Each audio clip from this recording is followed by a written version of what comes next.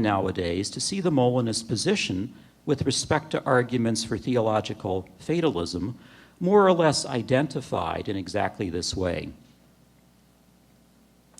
Philosophical amity is so rare a commodity that I hesitate to say that this picture is a distorted one. Having hesitated, I now proceed to say that this picture is a distorted one. It's not that I think that Molina's words have been misquoted or taken out of context, nor is it that Freddoso has somehow misrepresented or misinterpreted Molina's position.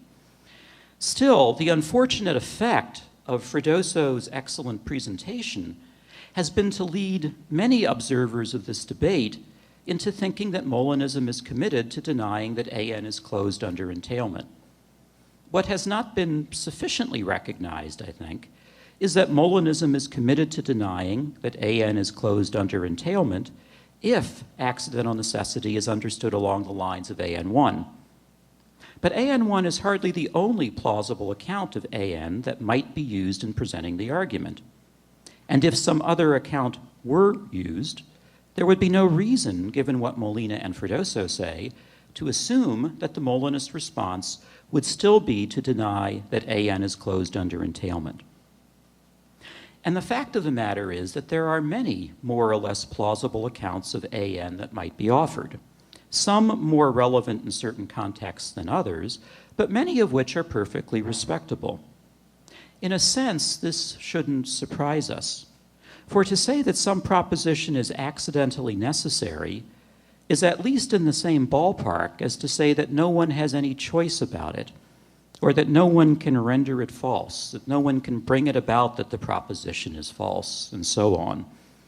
But each of these other locutions, no one has any choice about C, or no one can render C false, or no one can bring it about that C is false, can reasonably be understood in numerous ways. Some analysans make reference to the history of the world and or to causal laws. Others don't. Some use history to refer exclusively to past exercises of causal power. Others operate with a more liberal understanding of the term. With some, we find strict implications in the analysans. Others employ counterfactual conditionals, others material implications.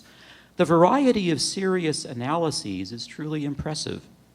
And what it suggests, I think, is that there simply is no such thing as the notion of having no choice about, or the notion of rendering false, or the notion of bringing something about. Rather, the variety of more or less plausible accounts that can be offered points to the fact that there really are a variety of similar but distinct relations in the neighborhood. The same, I contend, goes for AN. There simply is no such thing as the property of being accidentally necessary. Rather, there are a variety of related properties that can be picked out by the variety of more or less plausible accounts that can be offered. Let me move from assertion to illustration. As we've already seen, Freddoso thinks of thinks the account of AN that's relevant to the argument is something in the vicinity of AN1. Freddoso seems to think that something so simple won't do the trick, though. He proposes instead AN2. X is accidentally necessary at T if and only if, 1, X is metaphysically contingent, and 2, X is true at T, and 3, for any possible world W such that W shares the same history with our world at T, no agent has the power at or after T to contribute causally to X's not being true. For those of you who don't know, if you look at AN2, you could probably guess that, yes, Freddoso is also a student of Al's.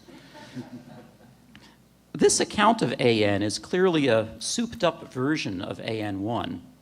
Clause 1 adds that only metaphysically contingent truths can be accidentally necessary, and Clause 3 offers a more careful explication of being beyond an agent's current causal power. AN2 serves Freddoso's purpose as well, since it's quite plausible, at least from a Molinist perspective, to think that AN, so understood, is not closed under entailment, and thus to think that the inference from 2 and 3 to 4 fails. It's interesting to note, though, that when presenting his own formalization of the argument, Freddoso begins with a very different account of AN, namely AN3.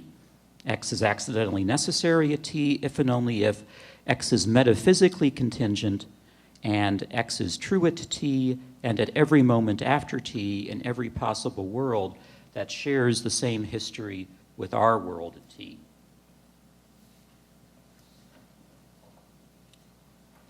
Freddoso refers to AN3 as an intuitively appealing account of AN, and so in a sense it surely is. What's worth noting, though, is that it's actually a significantly different type of account. For the reference to causal power that's so crucial to AN1 and AN2 is totally absent from AN3. This account of AN can't plausibly be seen as a higher octane version of AN1 in the way that AN2 could be. Rather, AN3 is really a more careful specification of a notion of AN that, in its simplest form, might be presented as AN4. X is accidentally necessary if and only if X cannot now be false. Now consider the two simplified accounts, AN1 and AN4. Neither of these accounts is, to use a technical philosophical term, crazy. The concept of that which we can't now cause to be false seems perfectly respectable, and so does the concept of that which can't now be false. But they do seem to be different. They seem to be pointing to different properties. Prima facie, something could be accidentally necessary in the sense of AN1, but not in the sense of AN4. Conceivably, something cannot be caused to be false, even though it could still be false. What holds for the crude AN1 and AN4 holds as well for their more sophisticated cousins AN2 and AN3. So there are at least a couple of distinct types of account of AN. Some, to put it bluntly, causal, such as AN1 and AN2, others non-causal, such as AN3 and AN4. And it would be slightly silly to ask which of AN2 and AN3 gets things right. These different accounts are simply pointing to similar but distinct properties.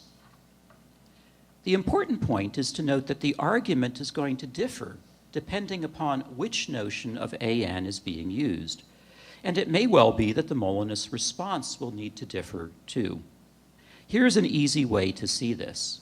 Suppose the incompatibilist were to propose AN3 not as her account of AN, but as her definition of it, and were to present the argument given this definition. This would not be a preposterous move on the part of the theological incompatibilist. After all, even Freddoso grants that AN3 is intuitively appealing. Why not, then, as an incompatibilist, note that the argument suffers from a degree of vagueness so long as the notion of AN is undefined, take an account of that notion that everyone can see is intuitively appealing, and simply transform it into a definition. Suppose the incompatibilist were to make this move. How should the Molinist respond to the argument so understood? If we are entranced by the Molinists deny closure mantra, we'll automatically conclude that Molinists will still deny that 4 follows from 2 and 3. But no perspicacious Molinist would make such a denial. For if accidental necessity is defined along the lines of AN3, it's demonstrable that accidental necessity is closed under entailment. So denying that 4 follows from 2 and 3 simply isn't a sensible response. Is there still a sensible response? Of course, I think there may be 2, but here at least is 1. Agree that 4 follows, but deny that it threatens Cuthbert's freedom. 4, interpreted in accord with our AN3-ish definition, simply says that C is a metaphysically contingent truth that's also true in any world that has the same past as our world. The Molinists can wholeheartedly agree, but note that this is compatible with saying that Cuthbert could have caused C to be false, and if he had caused it to be false, our